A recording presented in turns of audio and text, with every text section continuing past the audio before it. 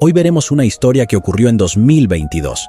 Este caso involucró a varios países y la sentencia se dictó hace menos de un año. Lo que empezó como un cuento de hadas acabó siendo una película de terror. Ekaterina Volkova nació el 13 de mayo de 1989 en Leningrado. Es una de las ciudades más grandes de Rusia, que luego pasó a llamarse San Petersburgo. La secuencia de acontecimientos que terminaron en algo espantoso comenzó en Turquía en 2009, donde Ekaterina, de 20 años, viajaba de vacaciones con su familia. Allí conoció a un ciudadano alemán, Walter Baumann, que era 13 años mayor que ella. Walter hablaba ruso con fluidez, ya que nació en Kazajistán, un país que, como Rusia, fue parte de la URSS hasta 1991. Walter recibió su educación en Alemania y ganó mucho dinero, pero su vida personal no iba tan bien. Estaba en constante búsqueda y soñaba con encontrar a la mujer perfecta, pero él mismo no cumplía con los criterios de un hombre perfecto. Vivía con sus padres, no cuidaba su apariencia, vestía desordenadamente y en general parecía repulsivo. A menudo conocía mujeres a través de internet y casi todas eran rusas. Charló con una de ellas durante mucho tiempo y decidió visitar Rusia para verla en la vida real. Pero cuando conoció a Walter en persona, él no le causó una buena impresión y ya no quiso seguir en contacto con él. Por eso, cuando tuvo un romance de vacaciones en Turquía, sus amigos no podían creer lo que veían. Ekaterina era joven y hermosa. Debió tener muchos admiradores, pero por alguna razón eligió a Walter. Esta romántica historia de amor comenzó como muchas historias de amor similares, cuando dos corazones solitarios sintieron la atracción del otro. Después de que Ekaterina regresó a Rusia y Walter regresó a Alemania, continuaron charlando a través de las redes sociales y largas llamadas telefónicas. Les contó a sus amigos lo buena y hermosa que era, cómo hablaban durante horas por teléfono y se escribían poesía. Luego la visitaba ocasionalmente en San Petersburgo, gastando mucho dinero en estos viajes. En ese momento, Ekaterina estaba en su segundo año de estudios en una universidad de San Petersburgo. Walter hablaba en serio de sus intenciones y por eso la ayudó en su transición a la Universidad de Hamburgo. De esta manera, Ekaterina abandonó Rusia y se trasladó a Alemania en 2010, a la ciudad portuaria de Bremerhaven, situada a orillas del Mar del Norte. La gente caracterizó a Ekaterina como una joven inteligente, atractiva y alegre. Después de mudarse, se mantuvo en contacto constante con su familia en Rusia. En Alemania, continuó sus estudios de administración de empresas, que inició en Rusia. Le encantaba correr y practicar yoga, y siempre buscaba lugares tranquilos. Unos meses más tarde, los amantes se casaron. Alexander, amigo de Walter, describió la ceremonia de su boda de la siguiente manera. Tuvieron una boda de lujo. Yo solía ser fotógrafo de bodas y he visto muchas cosas, pero Ekaterina era la novia más hermosa y feliz que he visto en mi vida. Seguro que la celebración les costó mucho dinero. La inscripción se realizó en un faro desde donde partieron en un enorme carruaje blanco tirado por caballos. Nadie había visto nunca algo así en Alemania, pero hubo muy pocos invitados, lo que parecía un poco extraño. La boda terminó mucho antes del amanecer, dijo Alexander. La foto de su boda transmite una imagen feliz. Walter parece un hombre que apoya a su joven esposa, mientras que Ekaterina lo abraza tiernamente y sonríe feliz. Parecían dos personas que eran la pareja perfecta. Finalmente se encontraron. La pareja entró en una vida familiar feliz, y su historia parecía un cuento de hadas, salvo que en lugar de un lujoso castillo, los recién casados se mudaron a la casa de los padres de Walter, y este es el momento en que Ekaterina tuvo su primer problema al mudarse a Alemania. Vivir junto con los padres de Walter resultó no ser fácil, por lo que el cuento de hadas comenzó a desmoronarse. La madre de Walter era una mujer muy dura. Ella desempeñará un papel importante, si no el principal, en cómo termina esta historia, así que es por eso que es mejor hacerle una breve introducción. Ludmila Baumann pasó los primeros 38 años de su vida en Kazajistán. Fue una excelente estudiante. Al principio, se convirtió en asistente de químico-tecnólogo. Luego, en ingeniería química y luego maestra en la escuela secundaria. Se casó a los 18 años y dio a luz a un hijo, que fue su único hijo, y tal vez por eso fue la persona más importante de su vida. La familia Baumann tenía raíces alemanas y por eso emigraron de Kazajistán a Alemania. Bremerhaven se convirtió en su nuevo hogar. Ludmila trabajó en un instituto marino, investigando durante mucho tiempo el problema del calentamiento global. Allí ocupó una buena posición, salía a menudo al mar y participó en unas 25 expediciones, incluidas las del Ártico. Su historia migratoria sirvió de modelo para muchos emigrantes en Alemania, y por eso su retrato de 1 metro de largo cuelga junto a otros 30 retratos en la fachada del centro de emigración de Bremerhaven. Pero Ludmila no podía aceptar el hecho de que su hijo Walter ya no fuera un niño pequeño, sino un hombre adulto de unos 30 años. Cuando él no estaba, ella lo llamaba cada hora y le preguntaba cuándo regresaría, dónde estaba y con quién. Como era su único hijo, le faltaba una sana distancia con él. Ekaterina también se enfrentó a los prejuicios de Ludmila, pero aún así intentó complacer a la madre de su marido en todos los sentidos. Ludmila interfería constantemente en el matrimonio de su hijo y criticaba a Ekaterina. De hecho, la culpaba de ser una mala ama de casa. Ekaterina intentó combatir este tipo de actitud, pero sus intentos nunca tuvieron éxito. Cuando salió, se convirtió en un ratón gris. De lo contrario, tuvo que oír de su suegra cómo se viste como una prostituta. Walter trabajaba en un puerto, donde ganaba unos 4.000 euros al mes. Estaba siempre en el trabajo, todos los fines de semana y festivos, porque pagaba más. No era un adicto al trabajo, sino más bien codicioso.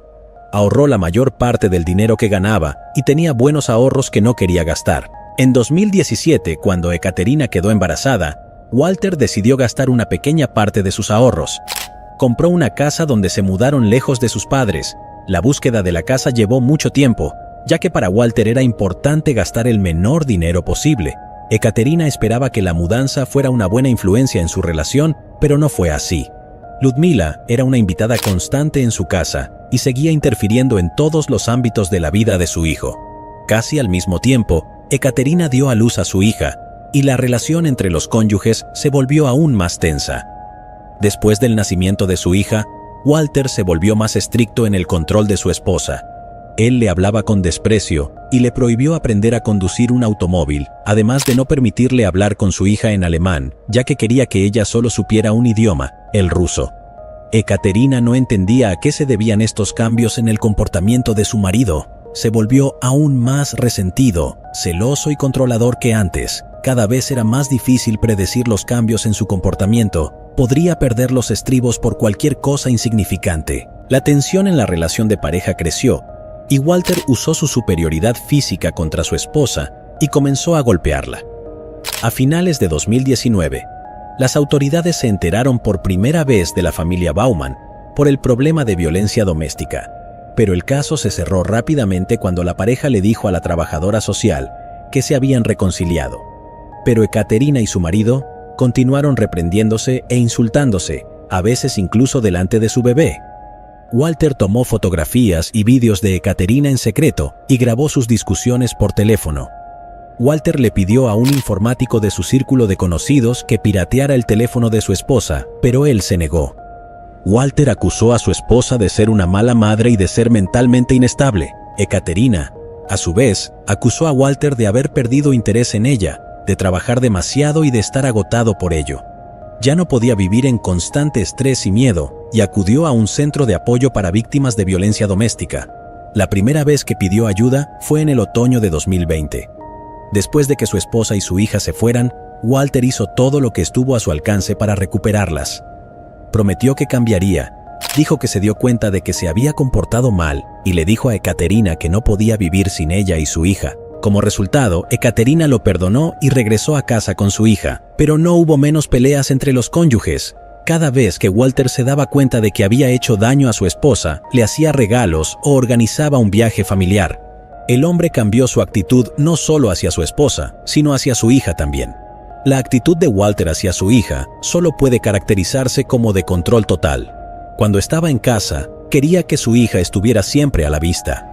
Si iban a algún lugar, él no la soltaba de sus brazos, aunque en ese momento tenía 3 años. Incluso redujo su tiempo de trabajo en el puerto a la mitad, para poder pasar más tiempo con ella. Llevaba a su hija al jardín de infancia y la recogía por la noche. Él cocinaba para ella, y durante la noche, ella dormía en la habitación de sus padres. Quienes conocieron bien a Walter lo describieron como un estratega propenso a la dramatización. Era bueno manipulando a la gente y muy tacaño. El dinero era para él uno de los principales propósitos de la vida. A menudo parecía nervioso e impaciente. Después de que Ekaterina se convirtió en madre, visitó a su familia en Rusia varias veces y cada vez estuvo acompañada por Walter. Temía que su esposa regresara a Rusia y le privara de la oportunidad de estar con su hija. Ekaterina empezó a pensar en el divorcio al ver cómo la actitud del marido se volvía cada vez más abusiva. Al mismo tiempo, descubrió que todos sus documentos habían desaparecido. Como se verá más adelante, Walter llevó todos los papeles de su esposa a la casa de su madre y los dejó allí. Una vez, cuando la madre de Walter los estaba visitando, los cónyuges tuvieron otra discusión y Ekaterina fue expulsada de la casa. La tiraron como si fuera un objeto inútil. Ella acudió a la policía y la situación se resolvió.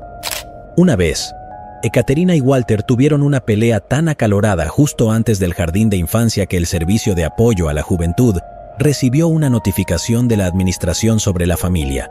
La pareja en disputa comenzó a recibir apoyo para la educación de su hija. Durante 6 semanas, un asesor de crisis familiar acompañaría a la familia y vigilaría el bienestar de la niña.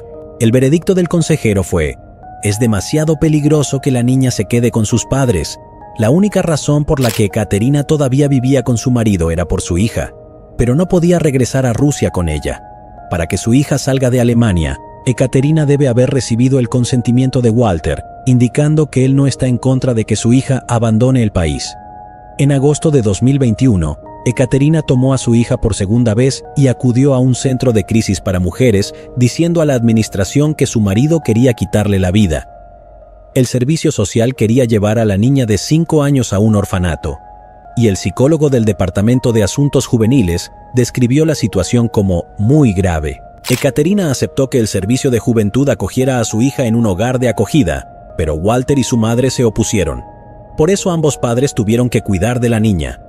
Durante unos días, la niña vivía con su padre, y durante los días siguientes vivía en un centro de acogida para mujeres junto con su madre, siempre alternando y con la condición de que la hija del matrimonio debía asistir a la guardería para aprender alemán. Al cabo de unas semanas, la familia volvió a reunirse.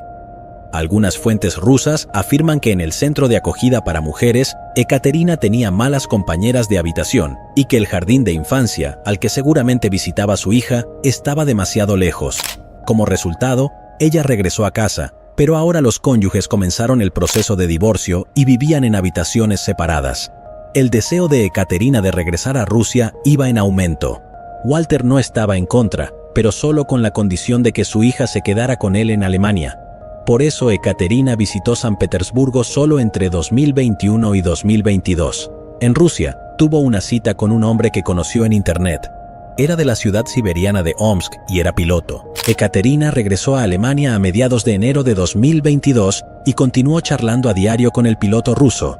Se enviaban muchos mensajes de amor, pero pocas semanas después de regresar a Alemania, concretamente el 4 de febrero de 2022, la mujer de 32 años dejó de contactar a su familia y a su nuevo amante. Una maleta vacía y 13.000 euros del alijo de su marido es todo lo que Ekaterina se llevó cuando volvió a huir.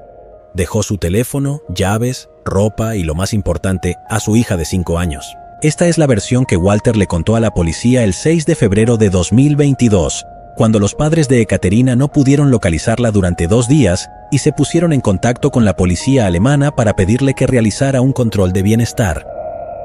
Nos enteramos de su desaparición de una forma extraña. No pude comunicarme con ella por teléfono durante unos días, al igual que con Walter. Luego levantó el teléfono y dijo que no la había visto desde el 5 de febrero. También dijo que ella no respondía porque no tenía dinero en su saldo. Dijo a los periodistas Svetlana, la madre de Ekaterina. Toda la ciudad fue a buscar a Ekaterina. La gente registró cada metro cuadrado, colocó folletos y analizó todas las versiones de lo sucedido. Una de las pocas personas a las que no les importó la desaparición de Ekaterina fue Walter. Mientras la gente preocupada colocaba folletos por toda la ciudad, el hombre estaba ocupado renovando su casa. Asumieron lo peor inmediatamente después de la desaparición de la mujer, y su marido fue el centro de atención.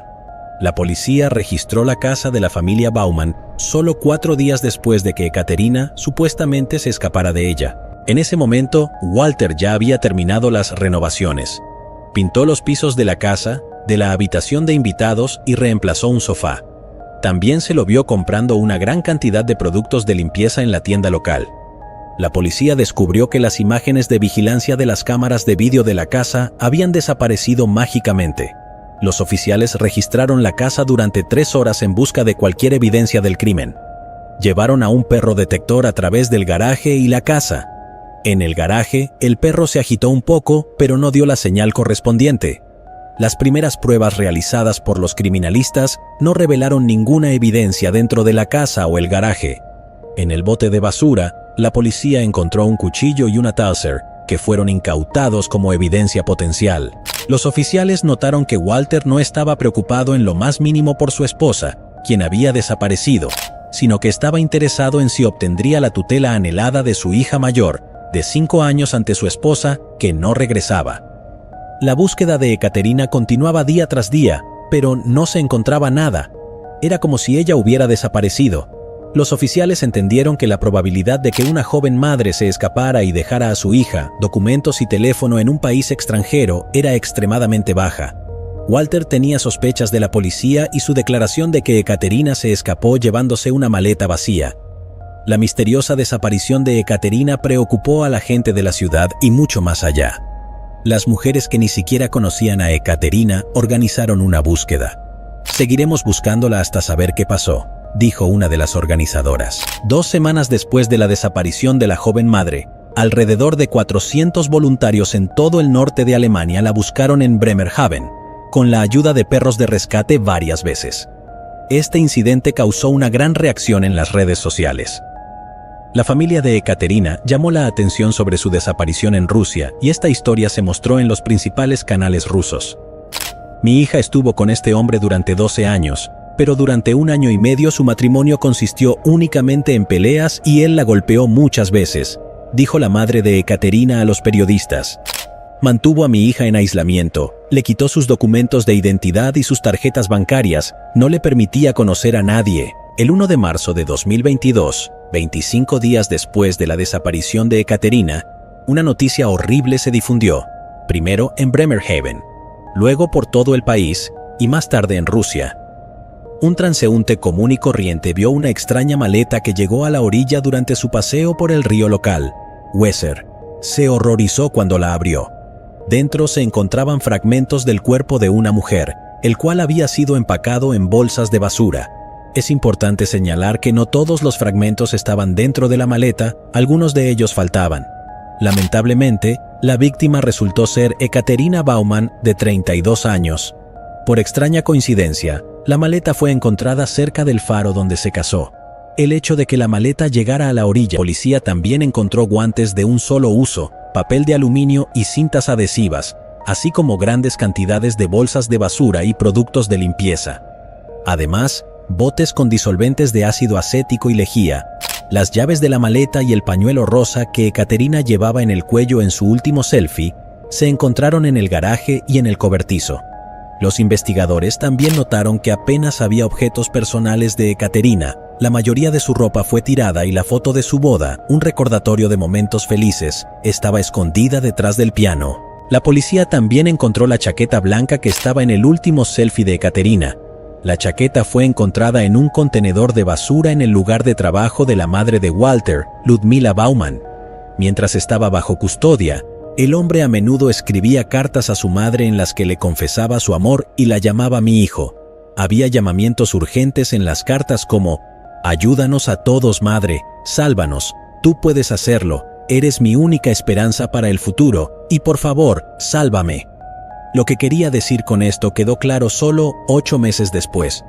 El viernes 4 de febrero de 2022 fue el último día de la vida de Ekaterina.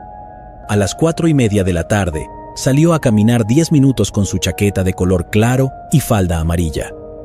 Las cámaras de vídeo de los vecinos lo grabaron. Por la noche, la familia cenó.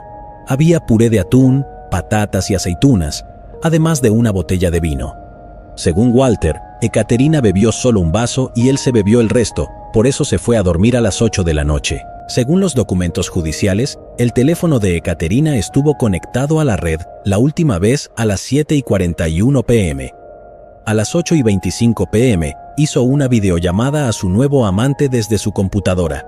Estaba de buen humor y dijo que lo llamaría nuevamente tan pronto como acostara a su hija. pero no lo llamó esa noche, más bien, ella no llamó a nadie. 2 horas después, el piloto ruso le envió un mensaje deseándole buenas noches, pero su mensaje no fue leído. Un examen forense mostró que Ekaterina había muerto 2 horas después de la cena. Esto fue confirmado por el análisis del contenido de su estómago. Los expertos forenses encontraron rastros de sedantes fuertes y alcohol en su sangre. El hueso hioides estaba roto, por lo que se determinó que la causa de la muerte fue estrangulamiento. Todo lo demás que se hizo con el cuerpo, según los expertos, se hizo con herramientas muy afiladas. Al siguiente día por la mañana, Walter abrió brevemente su auto a las 7:22 am. A las 10:20, el auto se fue y regresó a las 4:49 pm. 3 días después, Walter llamó al teléfono de su esposa, probablemente para confirmar su leyenda de que ella se había escapado. También le envió algunos mensajes preguntándole la pregunta más obvia: ¿dónde estás, Ekaterina? Antes de la desaparición de ella, Walter y su madre conversaban intensamente a través de WhatsApp todos los días, pero después del 4 de febrero hubo un silencio entre ellos, lo cual es totalmente inusual. A mediados de febrero, Walter condujo su automóvil hasta un autoservicio, donde le dijo un empleado que el interior del automóvil necesitaba ser limpiado muy a fondo, de arriba a abajo. El 26 de agosto de 2022 comenzó el juicio.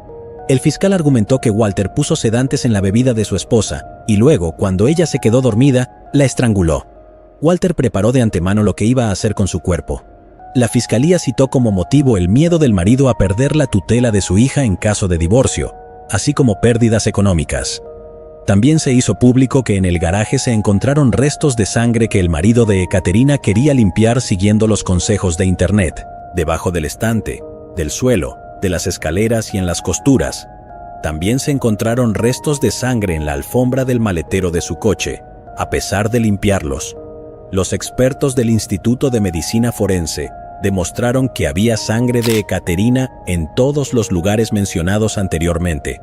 La policía confiscó el teléfono y la computadora de Walter y dieron respuestas a muchas preguntas. Poco antes de la tragedia, realizó las siguientes consultas de búsqueda: cómo evitar el castigo por quitarle la vida a una persona, qué ácido disuelve la carne, cuántos litros de ácido se necesitan para llenar una bañera, cómo leer los chats de WhatsApp de otras personas, cuánto tiempo se tarda en morir a causa de los sedantes, ¿se puede condenar sin pruebas en Alemania? En el periodo comprendido entre diciembre de 2021 y finales de febrero de 2022, realizó alrededor de 500 consultas de búsqueda. Todo apuntaba a que Walter planeó este crimen. El día después de la desaparición de su esposa, buscó en Google una descarga eléctrica 2 veces. Los expertos forenses encontraron rastros de electrocución en el cuerpo de Ekaterina. Los investigadores creen que Walter estaba usando una descarga eléctrica para comprobar si su esposa todavía estaba viva. En el tribunal, Walter usó su anillo de bodas y declaró que es viudo. Desde hace 2 largos meses estuvo en silencio y no hizo ningún comentario sobre los cargos que se le imputaban. A veces, cuando los testigos daban sus testimonios, se tapaba los oídos como si no tuvieran nada que ver con el tema. La mayor emoción que mostraba era cuando veía a su madre en la sala. De hecho, lloró cuando la interrogaron como testigo. La miró fijamente con las manos cruzadas como rezando. «Sácame de aquí», le suplicó a su madre en una carta, y parece que la mujer accedió a ayudar a su hijo. Durante su testimonio, Ludmila Baumann afirmó que fue ella quien le quitó la vida a Ekaterina. «Fui yo, no mi hijo», dijo. Esto es lo que le dijo al asombrado tribunal. Llegó a casa de su hijo y de su nuera en medio de la noche, porque su hijo la llamó y le pidió que cuidara a la nieta. Cuando llegó, vio a Ekaterina en el sofá que estaba profundamente dormida. En las palabras de Ludmila, quería despertarla y comenzó a sacudirla. Ekaterina se despertó y la golpeó en la cara y comenzó una pelea, en el transcurso de la cual, según Ludmila, estranguló a la esposa de su hijo. También dijo que fue ella quien realizó las siguientes acciones con el cuerpo de Ekaterina. Dijo: «Amaba a Ekaterina como hija. No quería esto». Pero, ¿en serio fue Ludmila quien cometió el crimen? Es posible que su amor por su hijo fuera tan inmenso que decidió asumir la culpa por él. Como ya dije, la madre e hijo estaban muy unidos y hablaban por teléfono con bastante frecuencia. Durante todo el chat de WhatsApp entre madre e hijo, se tomaron 1.699 páginas de expedientes de investigación. A pesar de la autoincriminación, Ludmila salió de la sala como ciudadana libre, ese y todos los demás días del juicio. El jurado y la fiscalía no creyeron la declaración de la mujer y supusieron que ella solo quería proteger a su hijo. Incluso abogados experimentados quedaron atónitos ante la autoincriminación de la madre. El abogado de una mujer de 66 años exigió su arresto y los defensores de su hijo exigieron la liberación de Walter. Pero no llegó a esto. La madre quedó en libertad y su hijo se quedó en la cárcel.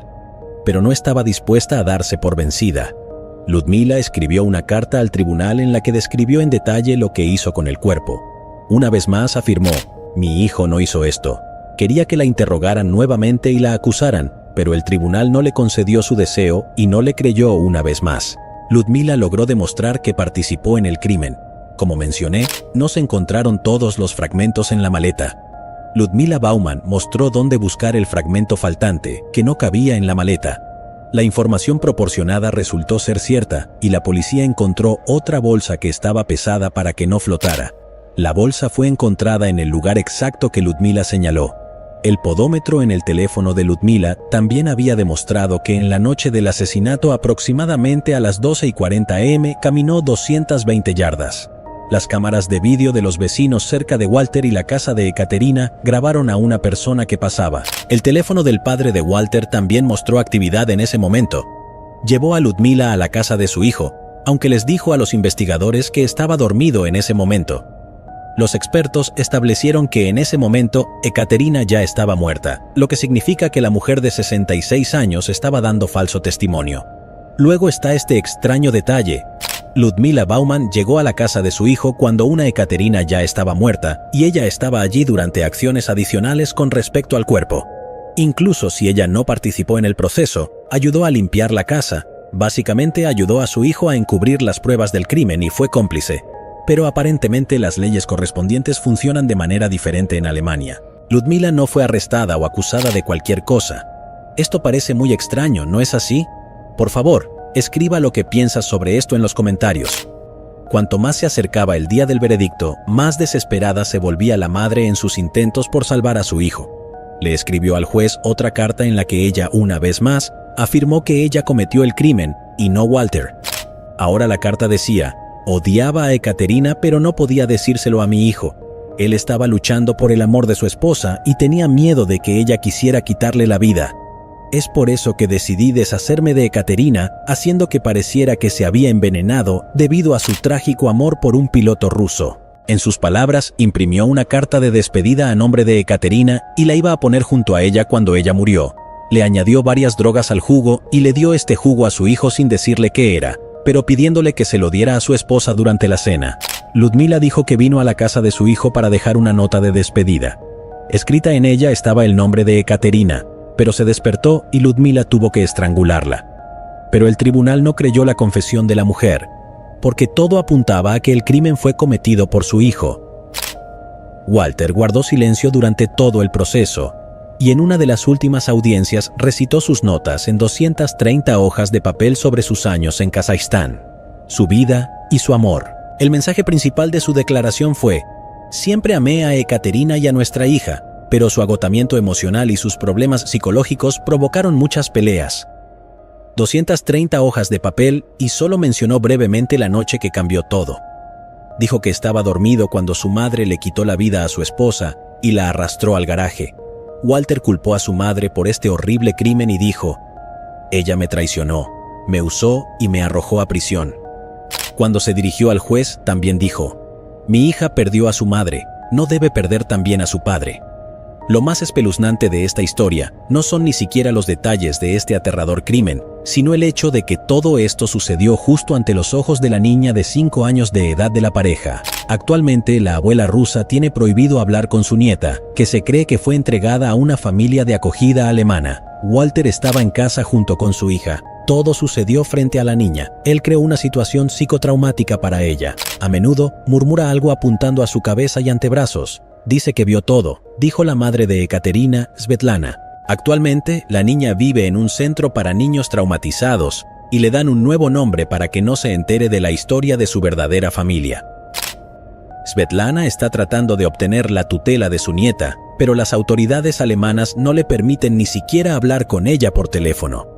El 23 de mayo de 2023, cuando se anunció el veredicto, la hija de Ekaterina tenía 6 años. Walter Baumann fue condenado a cadena perpetua. Según la ley alemana es tal que después de 15 años podrá obtener la libertad condicional. La urna con las cenizas de Ekaterina fue enterrada en su ciudad natal de San Petersburgo.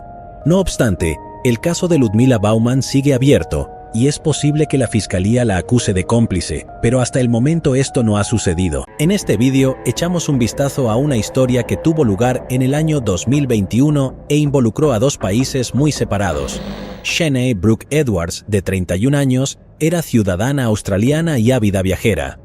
Uno de sus viajes la llevó al país de Georgia, en el este de Europa, donde Shanae disfrutaba mucho y donde le sucedieron acontecimientos aterradores.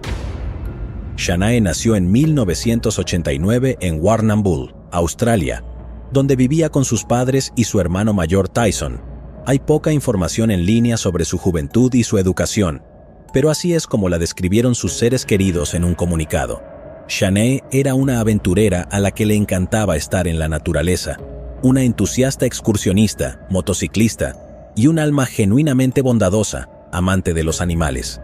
Ella era un espíritu libre y feliz. Ella avanzó por la vida haciendo el tipo de conexiones profundas y sinceras que la mayoría de nosotros reservamos solo para unos pocos elegidos. Extendió generosidad, paciencia, amor y bondad a todos los que se cruzaron en su camino, por nombrar algunos. Las personas sin hogar con las que compartía las sobras del café en sus turnos y en Melbourne, los niños huérfanos a los que enseñó en Columbia, los niños de Camboya a los que enseñaba inglés, los estudiantes japoneses a los que daba clases particulares y, más recientemente, la gata callejera preñada que adoptó a Shanae y decidió ser madre en su terraza de Georgia. Shanae llegó en 2019 a Georgia, que la había atraído durante mucho tiempo por su naturaleza, historia y vistas. El novio de Shanae, Modi El Sayed, también tenía previsto volar a este país de Europa del Este. Se trataba de un ciudadano libanés a quien había conocido durante uno de sus viajes.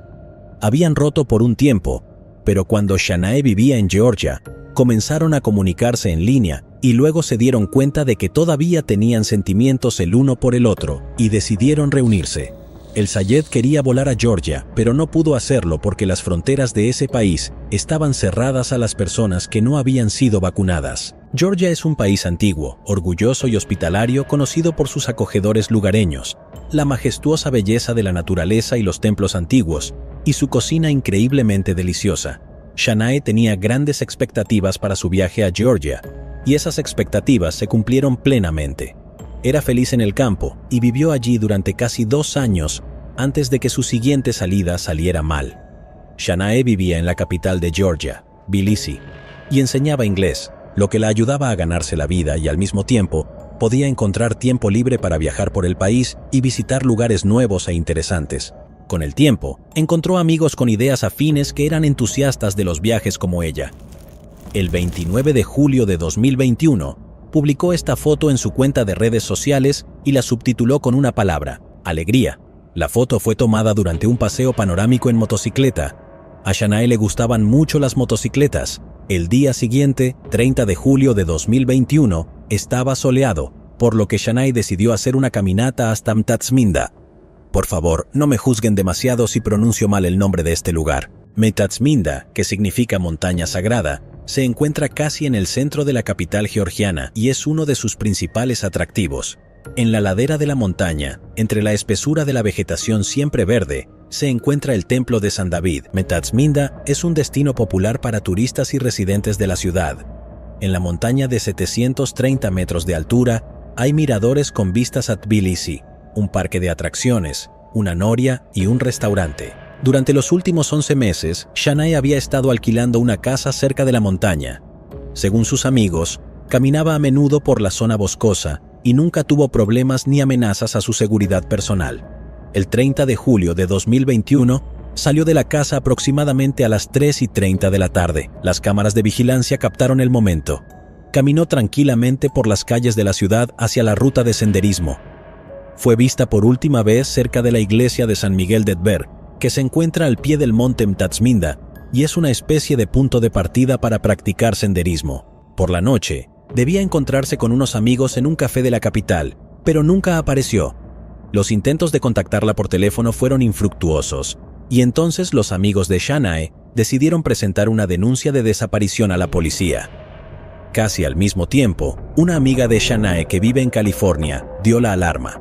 A las 4:32 de la tarde, Shanae la llamó, y cuando contestó el teléfono la escuchó gritar: «Por favor, déjame ir, ¿vale? Solo déjame ir».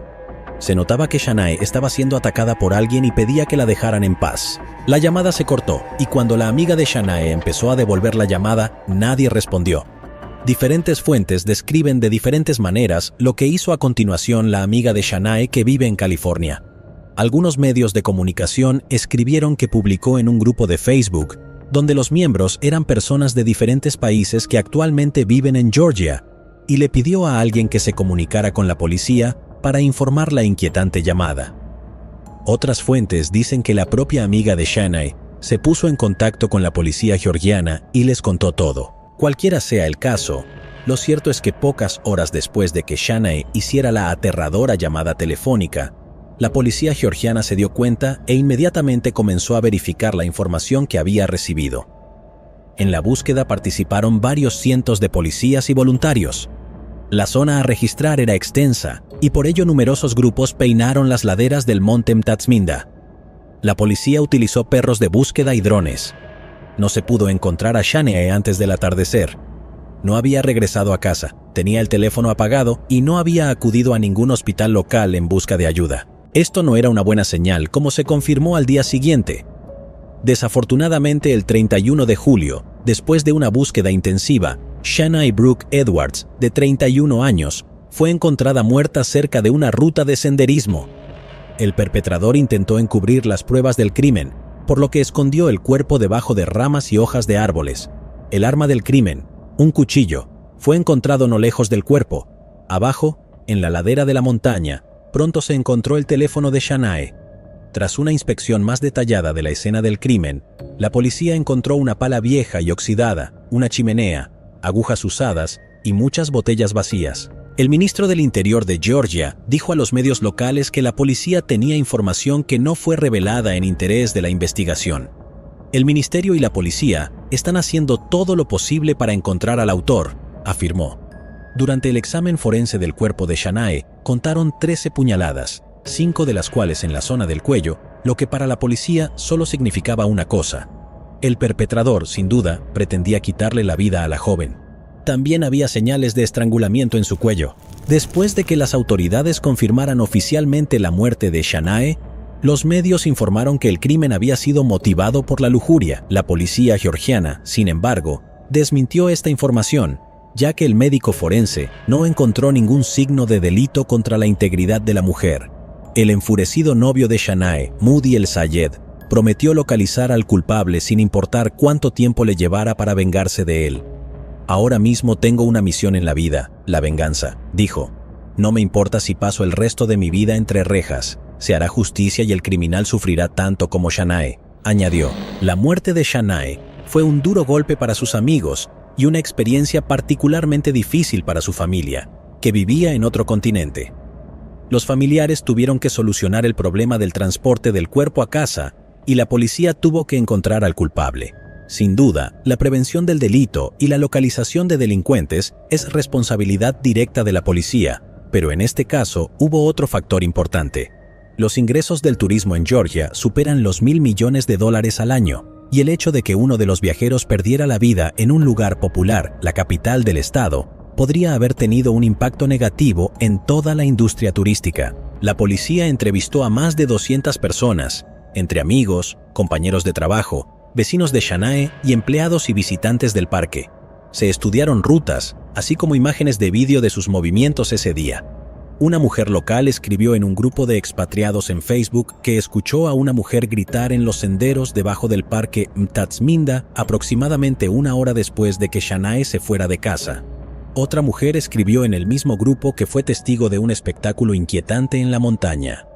Afirmó que exactamente un día antes de que Shanae desapareciera, había visto a un hombre copulando agresivamente con una mujer aproximadamente en la misma zona donde tuvo lugar el crimen. Al mismo tiempo, el laboratorio examinó el arma del crimen y encontró en ella una muestra de ADN masculino.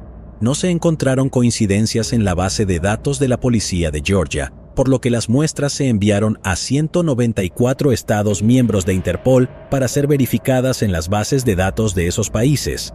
Las entrevistas con testigos mostraron que Shanae no tenía enemigos, no tenía conflictos con nadie y no tenía contacto con personas de dudosa reputación. Esto puede haber significado que ella fue una víctima aleatoria de un crimen cuyo motivo no estaba claro. La policía trabajó con esmero.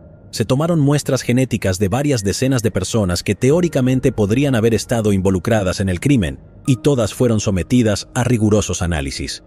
Como resultado de esfuerzos de investigación complejos y multifacéticos, el círculo de presuntos perpetradores se redujo hasta que se encontró una coincidencia de ADN. 40 días después de la muerte de Shanae Brooke Edwards, la policía de Georgia emitió la siguiente declaración. Con base en las pruebas obtenidas durante la investigación, incluidos testimonios, cintas de vigilancia, pruebas genéticas y otras pruebas, un hombre nacido en 1988 fue arrestado el 8 de septiembre de este año como acusado de acuerdo con la decisión del tribunal. El detenido era el ciudadano georgiano Rafael Murzakulov. Su abogado dijo a los periodistas que Murzakulov negaba todos los cargos en su contra, es decir, tanto el robo como quitarle la vida a Shanae Brooke Edwards. Se declara inocente, no tuvo nada que ver con el caso. Ya lo vi, hablamos y decidimos una posición. Está ejerciendo su derecho a guardar silencio, afirmó el abogado. Cuando la información sobre la identidad del sospechoso se filtró a la prensa, la imagen de Murzakulov apareció en la televisión. Después de eso, una mujer de la capital de Georgia escribió una publicación en su página de Facebook afirmando que su amiga había sido atacada por 2 fieras en el monte Metatsminda hace unos meses. Aunque la policía conocía la identidad de los autores, el caso fue archivado. Tal y como afirmó la mujer en su post, uno de los agresores era Rafael Murzakulov. La autora de la publicación sugería que si la policía hubiera hecho bien su trabajo, la niña australiana probablemente estaría viva. En cuanto a los datos de Rafael Murzakulov, que él mismo compartió abiertamente en su página de Facebook, el hombre era un activista del gobernante de Georgia, Dream Party.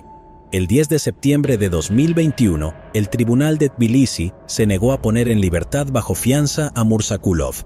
Mientras esperaba el juicio bajo custodia, los agentes de policía, además de las pruebas físicas irrefutables que tenían, obtuvieron un testimonio no menos importante. Se decidió que después del ataque a Shanae Brooke Edwards, Murzakulov regresó a casa y les contó a su hermano y a su esposa sobre el crimen, pero les advirtió que si se lo contaban a alguien, su hijo pequeño correría la misma suerte que Shanae.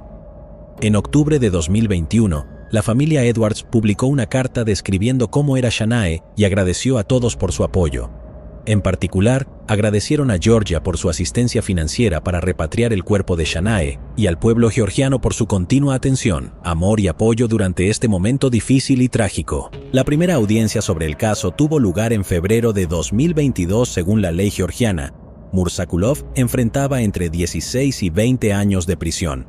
Eligió no ejercer su derecho a guardar silencio y se declaró culpable en el juicio de robo, pero negó el cargo de haber actuado intencionalmente cuando le quitó la vida a Shanae.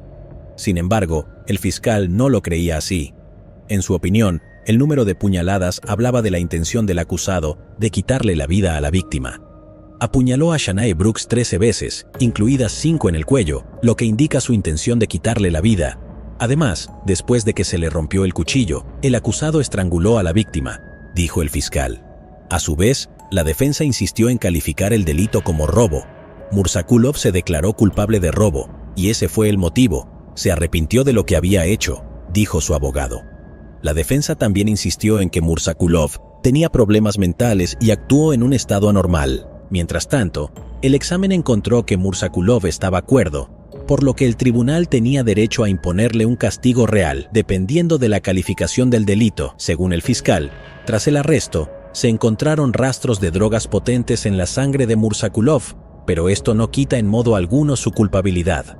El propio Murzakulov, en su última declaración, admitió su culpabilidad y pidió disculpas a la familia de Shanae Brooke Edwards. Pido disculpas a este país y a la gente. Pido disculpas a la familia de esta mujer. Es una pérdida que no puedo compensar, solo perdónenme. Sea cual sea la sentencia, guardaré silencio y no la apelaré.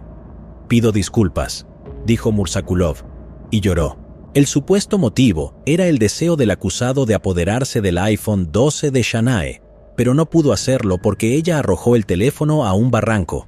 En cualquier caso, solo 2 personas sabían lo que pasó ese día, y uno de ellos, trágicamente, nunca volverá a hablar. La sentencia fue pospuesta a petición de la fiscalía, porque el hermano de la víctima, Tyson Edwards, quería estar presente en la sentencia. La familia de Shanae Brooke Edwards emitió un comunicado instando al sistema de justicia de Georgia a condenar a Rafael Murzakulov a cadena perpetua. Perdimos a nuestra hermosa niña de manera increíblemente trágica. Dejó a muchos amigos y familiares decepcionados y devastados. Estamos orgullosos de todos los éxitos que Shanae ha logrado en muchos países durante su corta vida, dice el comunicado de la familia de Shanae Brooke Edwards. En el juicio celebrado el 9 de marzo de 2022, Rafael Murzakulov fue declarado culpable. El hermano de Shanae, Tyson, en nombre de la familia, pidió una vez más que el acusado sea condenado a cadena perpetua. Murzakulov se disculpó con Tyson Edwards diciendo que él no es ese tipo de persona y que simplemente se metió en esta situación, como resultado de lo cual Rafael Murzakulov, de 33 años, fue sentenciado a 20 años de prisión. Según la ley georgiana, 20 años es la sentencia máxima que podía recibir. ¿Pero acaso no has visto este otro crimen? Yo no me lo perdería,